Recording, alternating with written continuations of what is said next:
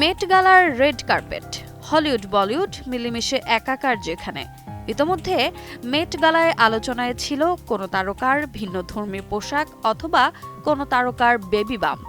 কিন্তু ভারতীয় পপ তারকা দিলজিৎ দোসাঞ্জ প্রথমবার মেট গালায় এসেই পড়লেন এক মধুর সমস্যায়, আর তার সমাধানে শরণাপন্ন হতে হলো শাকিরার।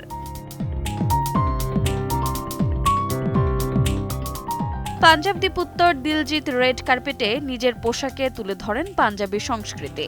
মাথায় মণিমাণিক্য খচিত পাগড়ি, গলায় গোয়েচাসের রত্নভার, পরনে সাদা কুর্তা, তেহমত আর হাতের সিংহমুখী কৃপান, সব মিলিয়ে তার পোশাক নজর কেড়েছে সবার। তাই তো অনুষ্ঠানের সঞ্চালিকার চোখ দিলজিতের উপর পড়তেই তিনি মুঠোফোন দেখিয়ে অকপটে স্বীকার করলেন ইংরেজিতে কথা বলতে পারেন না।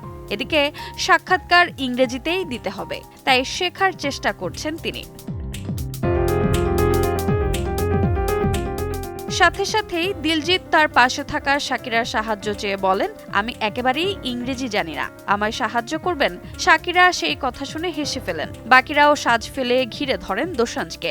আড্ডা দিতে দিতেই শাকিরার সঙ্গে ছবি তুলতে দেখা গেছে দিলজিৎকে।